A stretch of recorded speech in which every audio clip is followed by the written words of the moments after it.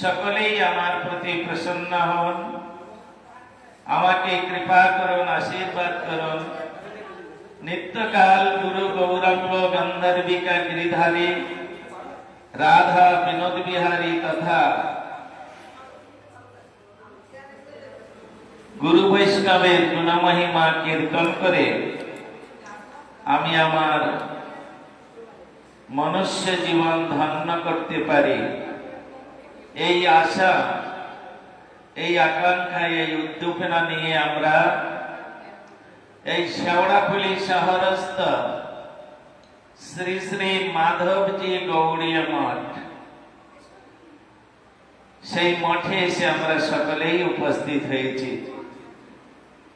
একটা বিশেষ তিথিকে কেন্দ্র করে আমরা এই স্থানেতে এসেছি। আপনারা সকলেই অবগত আছেন, আমাদের এই যে মন্দির আপনারা দর্শন করছেন, মাধবজি গৌড়ীয় মঠ, এই মঠের ভিত্তি স্থাপন সময় শ্রীল গুরু মহারাজ আমাকে দিয়ে এই মন্দিরের ভিত্তি স্থাপন করিয়েছিলেন।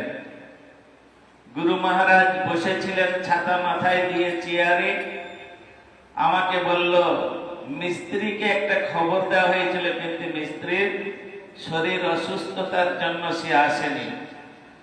গুরু মহারাজ আমাকে বললেন, এই মাতনা নিয়ে আয়, সিমেন্ট নিয়ে আয়, বালি নিয়ে আয়, ইট নিয়ে আয়। ওইখানে একটা ঈশান কোণে একটা গর্ত খোলা হলো, আর সেইখানে গুরু মহারাজের নির্দেশ মতো এই মাধবজি গৌড়ীয় মঠের মন্দিরের ভিত্তি স্থাপন করা হলো। তো গুরু মহারাজ নিজে তিনি বসে থেকে মন্ত্র বলে, আর তিনি এই প্রকার আমাকে দিয়ে এখানেই করেছিলেন, এটা আমার খুব ভালোভাবে মনে আছে। তখন আমরা থাকতাম ওই স্থানেতে, আমাদের সুবল প্রভুর গৃহ প্রাঙ্গণে আমরা তখন সকলেই থাকতাম। গুরু মহারাজ তিনি এই প্রকার গৃহ প্রবেশ, এই ভিত্তি স্থাপন করিয়ে দিয়ে, আর তারপরের দিনে তিনি এখান থেকে নবদ্বীপে চলে যান। আমরাও গুরু মহারাজের সঙ্গে নবদ্বীপে গিয়েছিলাম। বহুদিন যাবৎ শ্রীল গুরু মহারাজ এবং মঠের অন্যান্য সমস্ত বৈষ্ণবগণ তাহারা আমাদের সুবল প্রভুর গৃহ প্রাঙ্গণে হরিনাম সংকীর্তন, ভাগবত পাঠ, বৈষ্ণব সেবা, বহু কিছু তাহারা এইখানে থেকে এই গুরু বৈষ্ণবের সেবার সুযোগ পেয়েছেন। তার মধ্যে আমাদের সুবল প্রভুর মেজ ছেলে বিশেষ ভূমিকা ছিল তার, খুব সেবারত ছিলেন তিনি। আজকের আমাদের কাছে যদিও তিনি নাই, তাহার অভাব আজও পর্যন্ত আমরা অনুভব করি।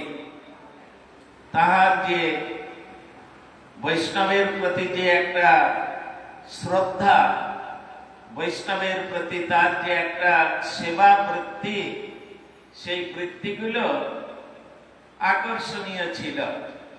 বৈষ্ণবগণ মুগ্ধ হতেন। বিশেষ করে অস্মদীয় গুরুপাদ পদ্ম আমাদের শ্রীপাদ স্বপন প্রভু এবং আমাদের স্নেহের মেজদা, নামটা কি আমার আপাতত মনে নাই, শ্যামসুন্দর জানা, তো তিনি এই দুজনার প্রতি খুব স্নেহ পরবশ ছিলেন গুরু মহারাজ।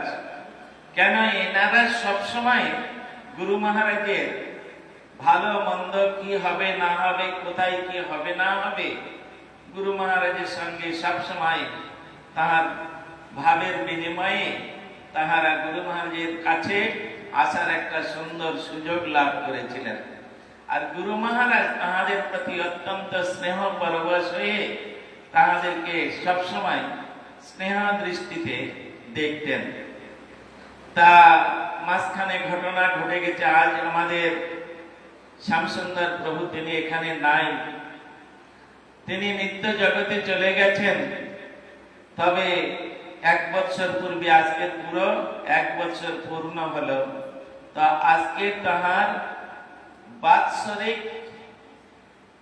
পারলৌকিক অনুষ্ঠান। শ্রাদ্ধ শব্দের অর্থ হচ্ছে শ্রদ্ধা অর্পয়তি ইতি য স্বয়ং শ্রদ্ধা। শ্রদ্ধা অর্পণ করার নামই শ্রাদ্ধ। কিন্তু বর্তমান সমাজে কোন মানব মানবী তাহারা যখন মারা যান, তাহাদের পুত্র কন্যাগণ তাহাদের প্রতি যে আচার আচরণ, যে সমস্ত দৃষ্টিভঙ্গি, ক্রিয়াকর্ম, সেগুলো হচ্ছে অশ্রদ্ধার সম্মুখীন বা নিদর্শন। ওটা শ্রদ্ধা নয়। কেন? তাহারা স্মার্ত ব্রাহ্মণগণকে ডেকে নিয়ে এসে আর শ্রাদ্ধ কার্য করেন। স্মার্ত ব্রাহ্মণগণ তাহারা যে সমস্ত কার্য করেন, ওটা কোনদিন শ্রদ্ধাযুক্ত কার্য নয়। কারণ আমাদের ওই স্মার্ত ব্রাহ্মণগণ যে কাজ করেন, তাহারা তদনীন্তন কালে রঘুনন্দন পণ্ডিত বলে একজন বিশেষ পাণ্ডিত্য পূর্ণ ব্যক্তি ছিলেন। তিনি একটি গ্রন্থ রচনা করেছিলেন, নাম তার পুরোহিত দর্পণ। আর এই পুরোহিত দর্পণের মধ্যে যত স্মার্ত ব্যবস্থা সবকিছু তিনি দিয়েছেন। কোন বৈষ্ণব সদাচার, বৈষ্ণব ভাবাপন্ন এই সমস্ত যে বিচার, সেই বিচারগুলো উল্লেখিত করেন নাই। আর স্মার্ত ব্রাহ্মণগণ তারা দেখলেন আমাদের সুবিধা এই গ্রন্থকে অবলম্বন করে আমরা যদি কাজকর্ম করি, তাহলে আমাদের খুব ফায়দা হবে, সুবিধা হবে। সংক্ষিপ্ত ব্যবস্থার দ্বারাই আমরা অনেক কিছু পেয়ে যাব। আর যজমানদের মাথায় কাঁটাল রেখে আমরা বেশ সুন্দর করে তার থেকে শ্বাস বের করে খেতে পারবো। এই চিন্তা ভাবনা নিয়ে তাহারা কি করলেন, ওই বৈষ্ণব সদাচার সম্পন্ন সৎক্রিয়া সদ্দীপিকা গোপাল ভট্ট গোস্বামীর রচিত, গোপাল ভট্ট গোস্বামীর রচিত, আজ থেকে 550 বছর পূর্বের কথা। তিনি কিভাবে শ্রদ্ধা অর্পণ করতে হয়, সৎ ক্রিয়াদি কিভাবে করতে হয়, সুন্দর রূপে তিনি যে বর্ণনা করলেন, ওই রঘুনন্দন পণ্ডিত তিনি এটা পড়ে দেখলেন সর্বনাশ, এটা পড়লে তো আমাদের ব্যবসা চলবে না। তাই আমাদের ব্যবসাটা যাতে সুন্দরভাবে চলে, তার জন্য তিনি তার মধ্যে ওই পুরোহিত দর্পণের মধ্যে সব সংক্ষিপ্ত ব্যবস্থা দিলেন এবং নানা রকম যেটা না করার মতো, শাস্ত্রে যেটা কোনোদিন বর্ণিত হয় নাই, সেই সমস্ত ব্যবস্থা দিয়েছেন। তাহারা যখন শ্রাদ্ধ করেন, শ্রাদ্ধ যা আট্টু পাট্টু মন্ত্র তো বললেন, ব্রাহ্মণগণ তাহারা মন্ত্র পড়েন। আপনারা শুনেছেন, যখন কোন শুভ কর্ম করাতে হয়, প্রথমে তাকে মঙ্গল আচরণ করতে হয়। মঙ্গল আচরণ শব্দের অর্থ হচ্ছে যে কর্মের দ্বারায় যজমান এবং পুরোহিতের মঙ্গল হবে, দশের মঙ্গল হবে, দেশের মঙ্গল হবে, সমাজের মঙ্গল হবে, সকলের মঙ্গল হবে, সেই কর্মের নাম হচ্ছে মঙ্গলাচরণ। সেই কর্মের নাম আপনি পাঠ করুন, কীর্তন করুন, শ্রাদ্ধ করুন, দান করুন, বার করুন, ব্রত করুন, সেখানে যদি কোনো মঙ্গলাচরণ না হয়, তাহলে ওই ব্রত, ওই কাজ সমস্ত নিষ্ফলন ভাবে সব নিষ্ফল হয়ে যাবে। এই জন্য ওনারা ওই পন্থাটা বেছে নিলেন স্মার্ত ব্রাহ্মণগণ। তারা নিয়ে কি করলেন, আমার বাবা আমার মার শ্রাদ্ধ করতে এসেছেন, জীবনে তারা কোনোদিন আতর চাল, কলা আর তিল চটকে খায় নাই। আর আমি তার পুত্র হয়ে, তার কন্যা হয়ে স্মার্ত ব্রাহ্মণের দ্বারাই বাবার পিণ্ড প্রদান করছে। পিণ্ড মানে গোষ্ঠীর পিণ্ড। পিণ্ড প্রদান করছি মানে আতপ চাল কলা চটকে তিল দিয়ে চটকে খাবি তো খা, না খাবি তো যা। কেন? ওই স্মার্ত ব্রাহ্মণগণ ওরা জানে এই বাবা ভূত হয়েছে, হ্যাঁ ভূত হয়েছে, প্রেত হয়েছে, ইত্যাদি ইত্যাদি। প্রেত শ্রাদ্ধ করে, হ্যাঁ প্রেত শ্রাদ্ধ করে। ওরা এর বেশি কিছু জানে না। দুটো শব্দ আছে, একটা হচ্ছে ম্যাটেরিয়াল সাউন্ড, একটা হচ্ছে ডিভাইন সাউন্ড। ম্যাটেরিয়াল সাউন্ড গুলো জগতের বুদ্ধি নষ্ট করে, জগতের জীবের বুদ্ধি নষ্ট করে। আর ডিভাইন সাউন্ড জগৎ জীবের বুদ্ধিগুলো বিকশিত করে। আমরা সেটা জানি না। যেমন বাপ, একটা কথা আছে না, বাপ কা বেটা সিপাহী কা ঘোড়া কুছ নেই তো থোড়া থোড়া। তা আমরা সবাই সুবিধাবাদী, হ্যাঁ সবাই হচ্ছে সুবিধাবাদী। আরে ব্রাহ্মণ যখন এরকম বলছেন তখন এটাই তো ভালো। ওই বৈষ্ণবদের কাছে গেলে ওরা এই সব করো, এই সব করো, এটা করো, ওটা করো, সুবিধা নেই ওখানে। এই জন্য তারা কি করে, জগতের ওই ব্রাহ্মণদের ডেকে এই সমস্ত কর্মাদি করায়। এর দ্বারাই যার উদ্দেশ্যে কর্ম হবে তার অকল্যাণ ছাড়া কোনোদিন কল্যাণ হয় না। সুতরাং এই জন্য তারা পারলৌকিক শব্দটা ব্যবহার করে না। হ্যাঁ দিবসী, আজকে শ্যামসুন্দর প্রভু দিবসী, এটা কোথাকার ভাষা, কোন শাস্ত্রে আছে? এটা কোথাকার ভাষা, কোন শাস্ত্রে আছে? গোপাল ভট্ট গোস্বামী সৎক্রিয়া সদ্দীপিকার মধ্যে বর্ণনা করছেন বাৎসরিক পারলৌকিক অনুষ্ঠান। তার মানে যে অনুষ্ঠানের দ্বারায় যার উদ্দেশ্যে কর্ম করা হবে তাকে পরলোকে পাঠাবে, যে অনুষ্ঠান তাকে বলা হয় পারলৌকিক অনুষ্ঠান। পার মানে শ্রেষ্ঠ লোক, এখানে পরলোক মানে শ্রেষ্ঠ লোক, যে লোকে গেলে আর এই জগতে ফিরে আসতে হবে না। যদ্গত্বা ন নিবর্তন্তে তদ্ধাম পরমম মম, সেটাই হচ্ছে আমার ধাম। তো বৈষ্ণবগণ যে কোনো ব্যক্তিকে তাহারা কিসের দ্বারায়, তাহাদের দর্শনের দ্বারায়, তাহাদের আচার আচরণের দ্বারায়, বিশেষ করে ভগবানের প্রসাদ নিবেদন করে তাকে পরলোকে পাঠিয়ে দেন। কেন? প্রসাদ মানে ভগবানের কৃপা।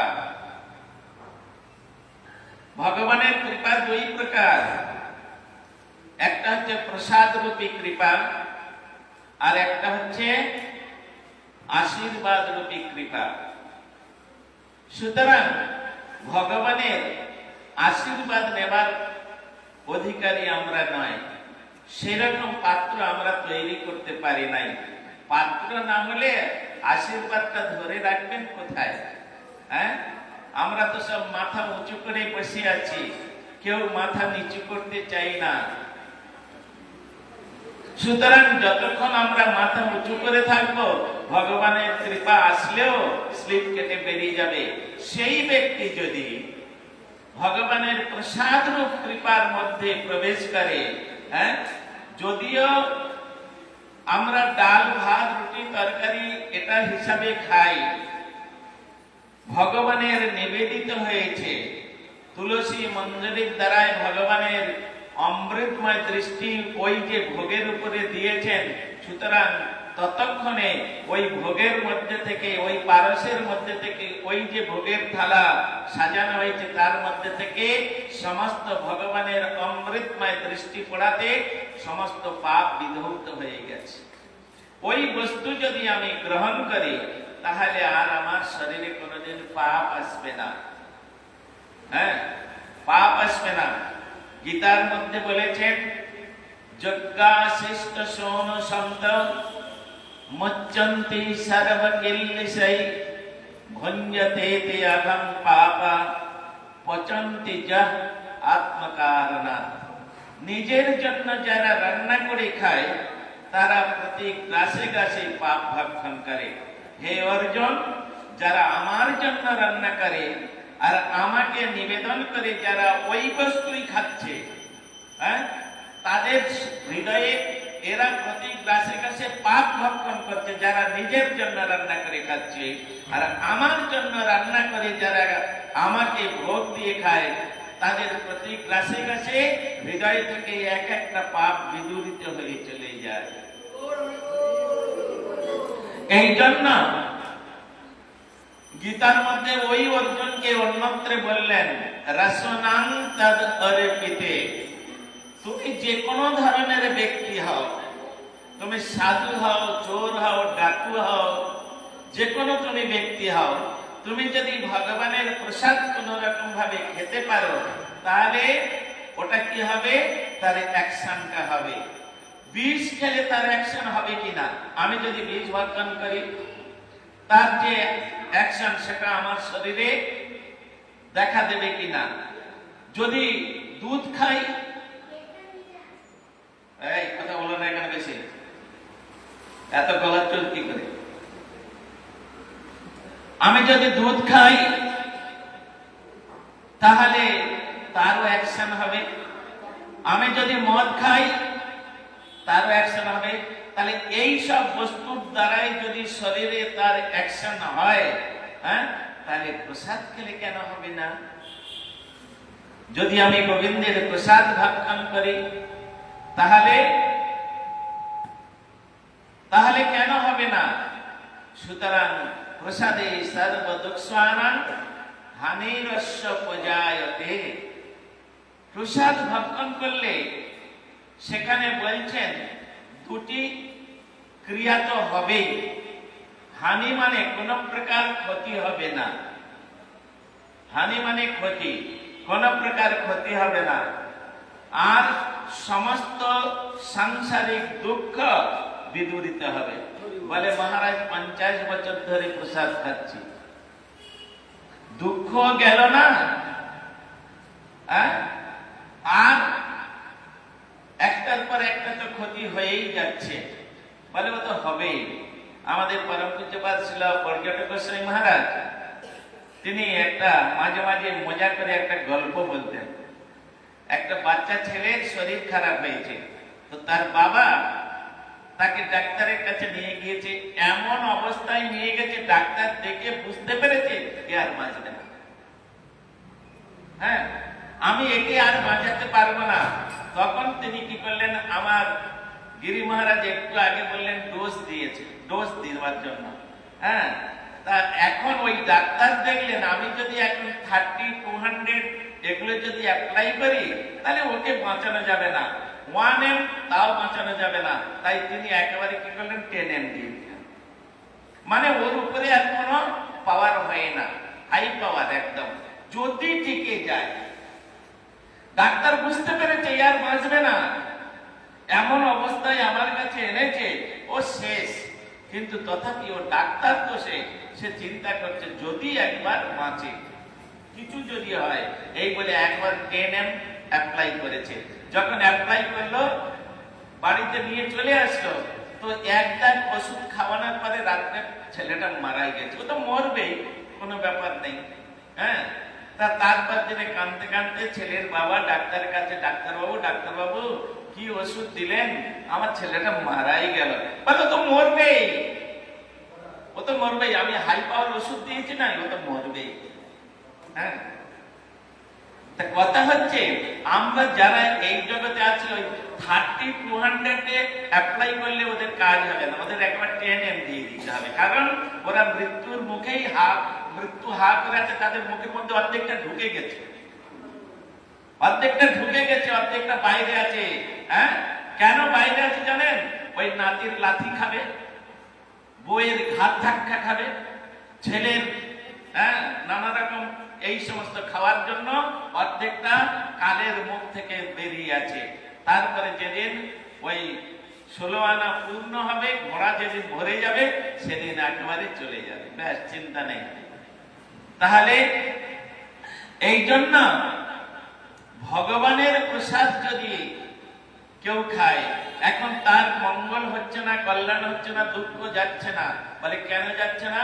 না, আমরা যখন ওই প্রসাদটা খাই না, তখন প্রসাদ বুদ্ধি মনে করে খাই না।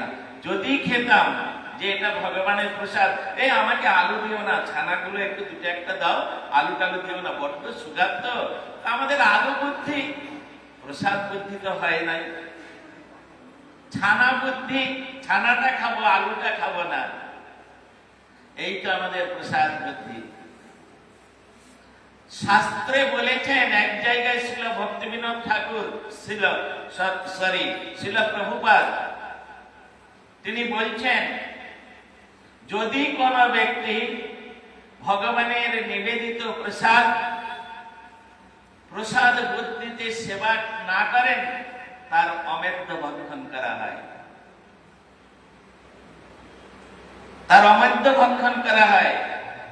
এটা প্রসাদ, ঠিক আছে, হ্যাঁ আমার সুগার আছে, এটা আছে, ওটা আছে, ঠিক আছে, তাই বলে এটা খাবো না, ওটা খাবো না, ওটা খাবো না, এটা আমরা করি ঠিকই, কিন্তু প্রকাশ্যে ওইভাবে কখনো বলা উচিত না। এটা প্রসাদকেও অসম্মান করা হয়। আর প্রসাদকে অসম্মান করলে, প্রসাদকে অসম্মান করে এই জগতে কোন সাধক সাধিকা, কোন প্রসাদ ভোজী ব্যক্তি সুখী হবে বলুন?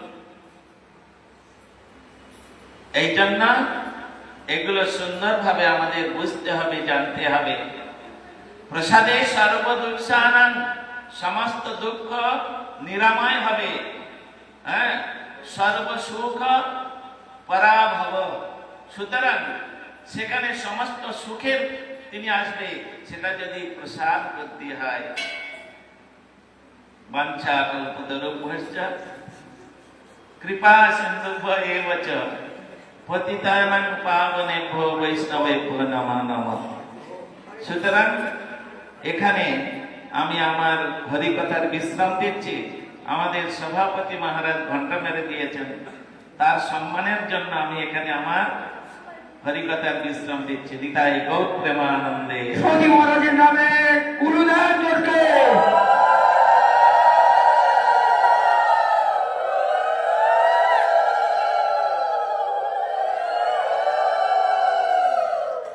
এখন আমাদের পরবর্তী বক্তা মহোদয় শ্রীপাদ তীর্থনিষ্ঠানী ভক্তি বেদান্ত ভক্তি সার মহারাজ সিদ্ধার্থ নগরী থেকে এসছেন। তিনি আপনাদের কিছু ডোজ দেবেন। এরপরে শুনুন, 8 ঘন্টা, তারপর আর কি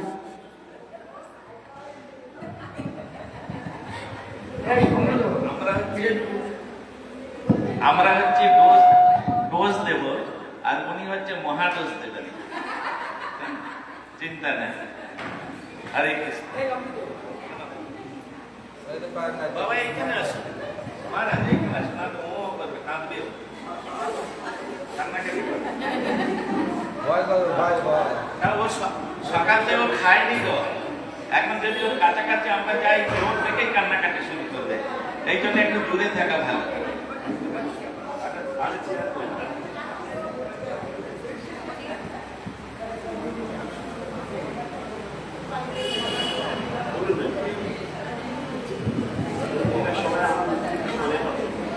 এরা প্রথমেই ঘাবড়ে গেছিল যে সভাপতি মহারাজ হয়তো আমাদের সময় নষ্ট করবে।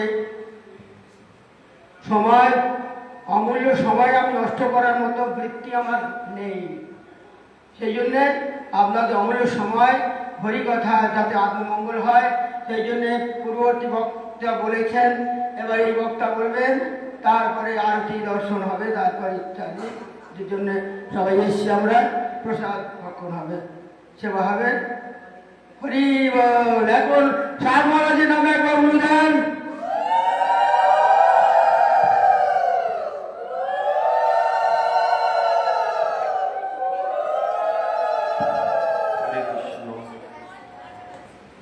গুরবে গৌরচন্দ্রায় রাধিকায় তদলয়ে কৃষ্ণায় কৃষ্ণ ভক্তায় তদ ভক্তায় নমঃ।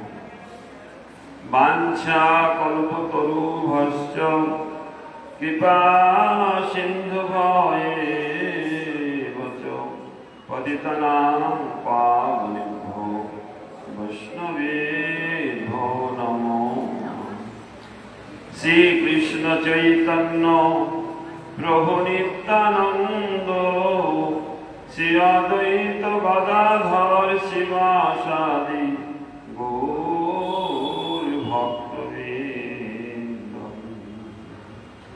রামায় রামচন্দ্রায় রামভদ্রায় বেধসে রঘুনাথায় নাথায় সীতায় পতয়ে নমঃ। হরে কৃষ্ণ কৃষ্ণ কৃষ্ণ হরে হরে হরে রাম রাম রাম হরে হরে।